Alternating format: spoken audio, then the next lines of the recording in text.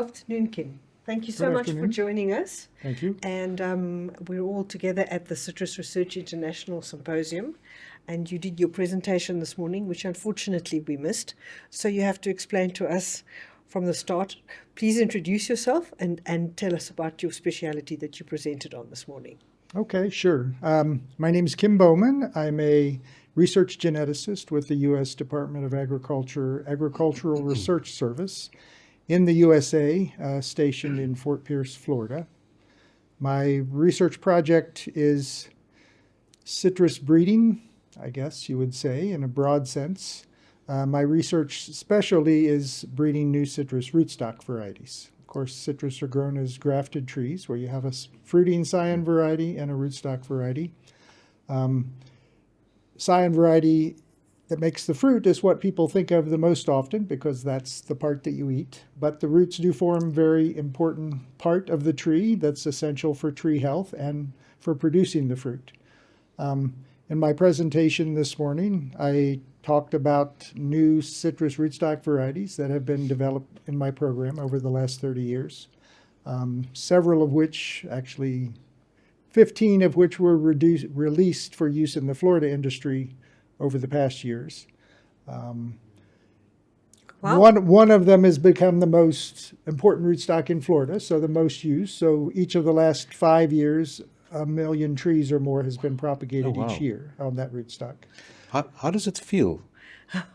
That Well, must be cool. it's rewarding. I mean, it's a little bit scary because you never know if something's going to continue to succeed or have some failings that have yet been identified. But so far, it has continued to excel as being a really great rootstock. So that one's called US-942.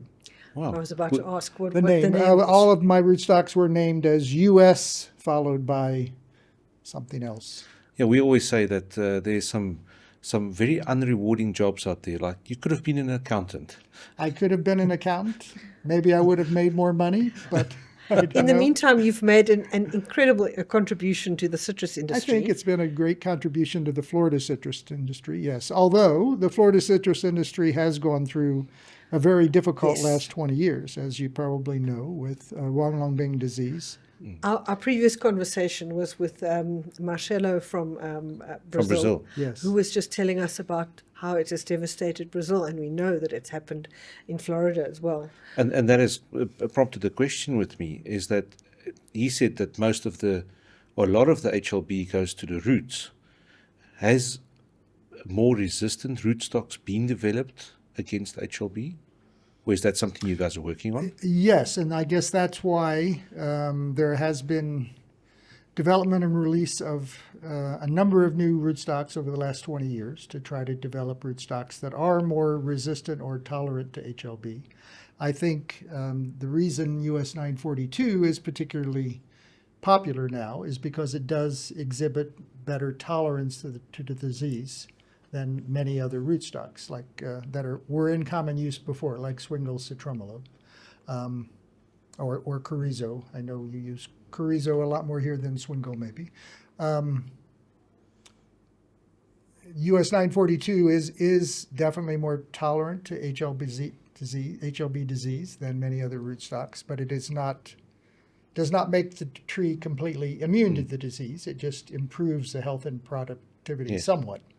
So the trees still suffer a good bit. So despite using the better rootstocks, you still have a substantially lower tree health and productivity than we would have had without the disease. But it still helps. But the research project continues to develop rootstocks that are even more tolerant or resistant. One reason I think that particular rootstocks are more tolerant is because they have a much lower amount of bacteria that multiplies within their tissues. So it's true that the Huanglongbing bacteria goes to the roots and survives in the roots and can move back and forth between the top and the bottom. But if you test the tissues of US-942 rootstock, for example, it has a much lower amount of bacteria than the rootstocks of many other rootstocks in the roots. Okay. Very interesting. So obviously, from what you're saying, the most important thing that a rootstock, the most important characteristic of rootstock development would be for disease resistance. In a broad sense, that's certainly very important. So I would probably say there are multiple important parts of the rootstock, and in my presentation, I kind of had a list of things. So you would have effect on tree growth. So how well the trees grow takes up nutrients and grows, and that can greatly affect the size of the tree. So rootstock can have a big influence on whether the tree gets very tall or stays rather short, or what we would call dwarf. Rootstock plays an important role in anchorage of the tree to keep it from falling over. That may not be so important in some parts of the world, like South Africa, but in Florida, we have hurricanes and tropical storms where we have these huge winds and rains that if a tree is not very firmly anchored to the ground, the wind will just blow it over. And then certainly tolerance to diseases and pests is another important function of the rootstock. So there are some particular diseases that really primarily affect the root system, like Phytophthora disease. Yes. There are particular nematodes that particularly attack the rootstock. They don't really have any effect on the scion of the tree. And rootstocks are key to providing resistance, or at least some level of tolerance to those kind of problems. There are other diseases that certainly severely affect the top of the tree, but they also affect the bottom of the tree, and that's what Huanglongbing would be an example of that. The bacteria moves through the entire tree, even into the fruit, and the relative tolerance and resistance of the scion and rootstock both is important in deciding how well the tree tolerates disease. But there's a number of other diseases. Citrus tristeza virus is another common disease of citrus that affects both the rootstock and the scion. Okay. I've got a couple of questions, and it might sound long-winded. We've recently heard that there are some royalty variety rootstocks in pome fruit. Is that happening in citrus already or not?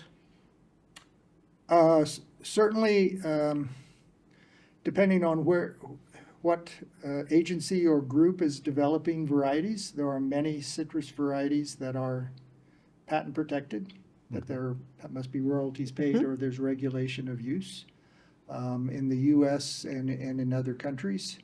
The two most important states for citrus production in the U.S. are Florida and California, and the breeding programs from the main universities in those two states, University of California and University of Florida, do patent protect almost everything that they release, at least in scions. The University of Florida, I believe, has also patent protected all of the rootstock varieties they release. Oh. USDA, though, I work for USDA-ARS, is different. USDA, as a general policy, does never protects anything we release. So we do our work largely from taxpayer dollars. Okay. And so the idea is that the taxpayer is paying us to develop these. We don't want to force the taxpayer to have to pay for them again after they're released. So Okay. generally, all of the rootstocks that I've released 16 rootstocks, are not patent protected. They're not protected. Okay. So here's my next question to that. When people are looking for a new variety of whatever fruit it is, they might be in an orchard or a vineyard and see this one's got beautiful color, it's got good taste, it's got holding capabilities. How do you find a rootstock? Because the thing is underground. How do you Yes. Discover it. Yes, Develop because it. often a new variety of fruit is a mutation Yes. that happens. So how do you find that in a rootstock? Yes, well, you're certainly right. If you're talking about the fruiting variety, often it's visible, or at least something you can determine as being different because of the taste. Yes, and the roots, that's not really the case. At least usually not the case. I mean, of course, you can look for a healthier tree and assume that the roots plays a part of that. but most of the times, rootstocks are not something that a grower would discover in their planting as a bud sport because as you said, you can't really observe that. So generally, new rootstocks come out of breeding programs where there's an intentional effort to produce, most often, new hybrids. So you make a cross between two parents that have desirable characteristics to recombine, and then you evaluate the hybrid that you've produced by planting them. Sometimes you might test them in some kind of an evaluation with a particular disease. So you might plant that rootstock itself in an area with Phytophthora disease and be able to evaluate how well it tolerates the Phytophthora disease. More often in my program, what we do is we would produce hybrids with the desired parental combination, make some pre-selection, which we are trying to move toward using genome-wide selection and molecular markers, where we use genetic information as an early selection. We're only in the early stages of that, but we are rapidly collecting a lot of detailed genetic information that will help that for the future. But ideally, then you can pre-select without ever having to evaluate with particular pests or stresses or other things. What are the best candidates? And then you would propagate trees with a scion grafted on top in field environment and evaluate performance and productivity over a period of multiple years. So it's not an easy task. I think in comparison, I would say scion breeders have it many, many times easier to develop new scion varieties. Yeah, especially now for somebody like Sunworld, who recently acquired the citrical part of South Africa. They can grow and test their varieties in both halves of the year, not just. Yes. In different northern and southern hemispheres. That's right. Yeah, yes, sure. Yeah, sure. so That's right. it could speed up new varieties quite considerably. So I heard someone once compare the rootstock of a plant to the basement or the foundations of a building. You can't have the top without the bottom, but you don't see the bottom, but it's fundamental and it has to be there. Yes. So, and we have often spoken to people that are breeding the scion varieties. Rootstocks is something unusual and something different, but it seems to be absolutely fundamental for all industries, and in this case we're discussing the citrus industry. So, I mean, what took you down that road, and tell us a bit more about that. Well, sure. As you said, I think in most fruit crops industries that have grafted trees, there's generally more emphasis placed on scion varieties because the fruit is what people eat and consume themselves with the most. But rootstock does play a fundamental, important part to tree health and productivity. It depends on what rootstocks are available now, whether they fully meet the expectations, whether there's much need for better rootstocks. There are some environments, or at least have been some environments in history, where citrus is grown, where the rootstocks that are available seem kind of completely satisfactory. I would say there were times in Florida's history when the rootstocks that were available maybe did seem completely satisfactory till some new disease or challenge came along. Most recently, the big challenge is Huanglongbing disease in Florida. That's kind of really made people realize the rootstocks that were available were not optimum for helping provide a healthy tree with that disease. And that has really pushed us to put a huge amount of effort into developing rootstocks. Actually, the USDA, though, has had a citrus breeding program in Florida now for 120 years. Okay. Through the earliest part of that, I don't think they were thinking so much about breeding rootstocks. It was mostly on scions. But there was work on breeding citrus rootstocks with USDA even before I was hired. So it wasn't like a new idea from me to breed rootstocks, but there are a lot of the approaches and methodology and strategy in the program now that are my doing. But the idea of it being desired to have better new rootstocks is something that was thought by other people even before I came on. And it seems as though my understanding is in South Africa, there has been kind of a reliance on a relative few rootstocks in the citrus industry. In the past, some of people, given different things happening now, are concerned that there should be more effort putting into looking at new rootstocks. Not so much breeding yourself, perhaps, but taking advantage of breeding programs from other parts of the world, like mine. I was on my way to asking you. You've bred them in the US, but to what extent have they been distributed internationally? Well, as I mentioned, the USDA-ARS program is funded by U.S. taxpayer dollars, so we are focused on helping the U.S. industry is our purpose. Got that. But I also told you that once they're decided to be outstanding performers and released, they're open release, they aren't protected. So movement to other parts of the world is largely according to what other people in the other parts of the world want to try. So, for example, the most used rootstock in South Africa is Carrizo. That came from USDA. Okay. Many years ago. Swingle is another rootstock that came up from the USDA also many years ago, but that's currently of quite a bit of interest in Florida as well. So, so the rootstocks from the USDA program do make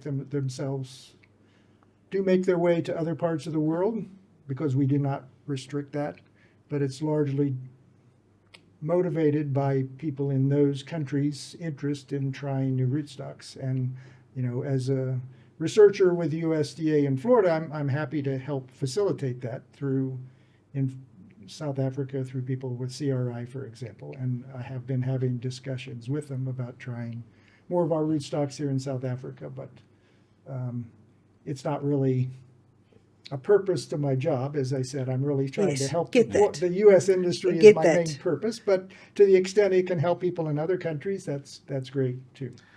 How often do researchers like yourself take, for instance, one of the, what do you call it, cyan varieties, the fruiting varieties, and plant material like that and evaluate their native roots?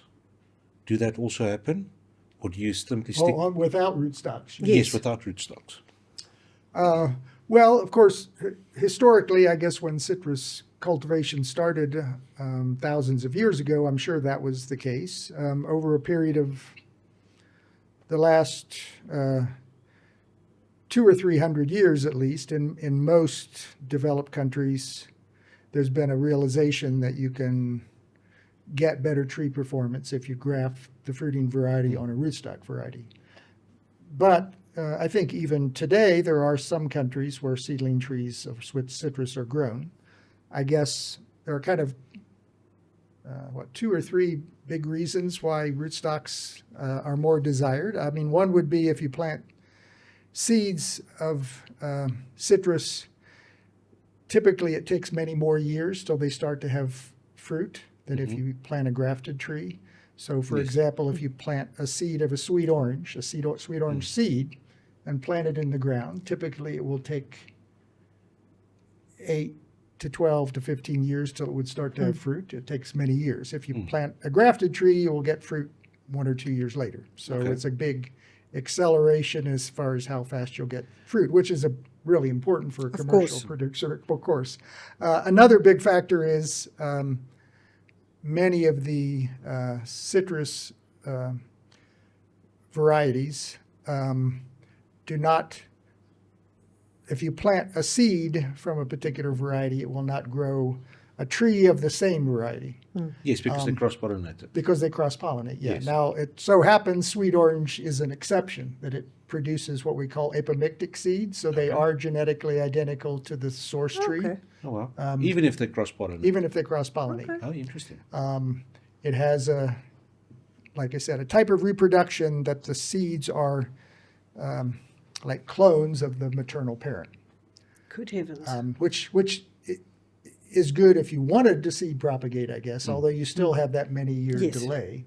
But it does mean you could propagate it by seed if you wanted to. A lot of other citrus types, especially the mandarins, that's not the case, that they will, if you plant seeds, you'll get 100 different kinds of seedlings. Yes. And that's probably Most of the time not as good as the original plant. Yes.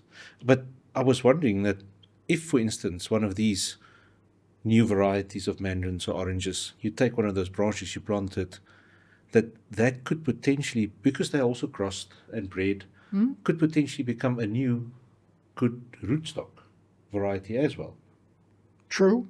Yeah, sometimes chance hybrids are superior. I mean, that certainly happens in nature all the time. We, as you know, people working in plant breeding, usually we think we can do a better job of putting together the right parents and selecting things quicker, but nature can certainly do it too. It's just sometimes nature surprises you with those things. So Yes. we do keep and even breeders sometimes find volunteer seedlings that wasn't really an intentional cross that are superior either for scion or rootstock, that sometimes, and we want to be vigilant and keep an eye open for that possibility, because we don't want to lose something just because it wasn't part of our plan. Exactly. So, Kim, if you look down the road with what you do and what you have done and what you've achieved, looking into the future with the challenges that there are currently, like the Huanglongbing, HLB. That one? HLB. Thank you. With that challenge, what do you see into the future? What are the challenges, and what are the things that people like yourself breeding rootstocks would need to bring to the citrus industry to help them? Well, I guess I kind of described what the emphasis of the program in the Florida has been to breed and select for especially resistance and tolerance to the HLB disease. Is there for anything Florida, else? that's extremely important. Of course, along with that, or maybe even more important than that, is a rootstock that supports a healthy top to the tree that makes a lot of high quality fruit. Tolerance to the disease is important for that, but in some ways the real focus is on obtaining the fruit, because that's what the grower is selling. So in a lot of ways, I'd say in my program is on the fruit produced and the quality of that fruit even more, and the tolerance to disease, Huanglongbing and other diseases as well, would be more of a secondary importance that maybe is very important for the fruit production and fruit quality, but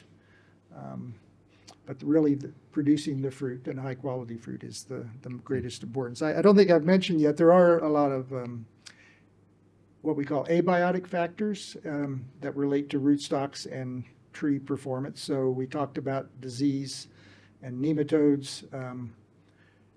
There can be challenging soils that have high salts or high pH.